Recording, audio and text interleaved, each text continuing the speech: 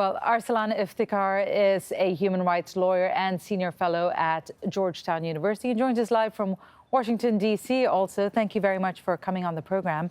As Gabriel was saying, that, all the actions over the past 24 hours has led to so many more questions and so much more confusion. But what kind of a message does it send? And does it actually act as a deterrent, as the Trump administration says, to other possible immigrants conducting these raids or the threat of raids and arrests?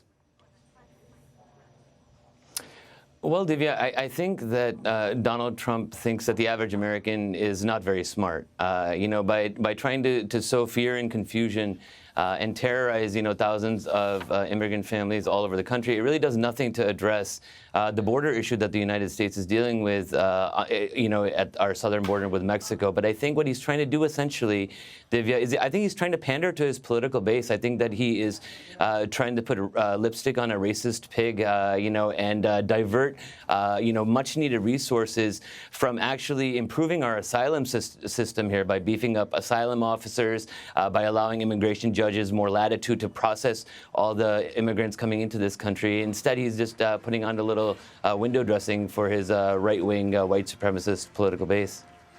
And going to the tweet against the Democratic Congresswomen, telling them to go home to their own country, what kind of an impact is this going to have? And do you think the Democrats are dealing with this in the right way and having some kind of a united front against these kinds of comments and the type of rhetoric that's coming from Donald Trump?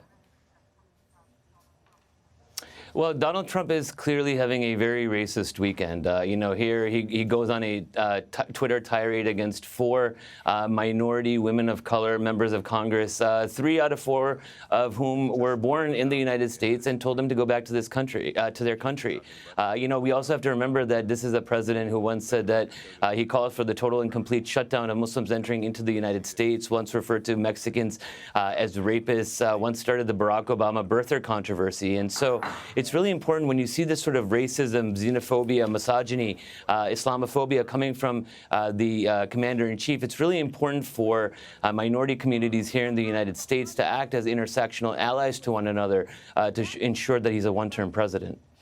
And my question is, the U.S. is a country of immigrants. Almost everyone there has come at some point to create the country. Why is he allowed to make these kinds of comments and get away with it? And why isn't there more of a reaction or a pushback against what we're seeing against immigrants, the kind of rhetoric, the kind of basically the clampdown that we're seeing against immigrants, whether illegal or not? The answer is 3 simple words: the Republican Party.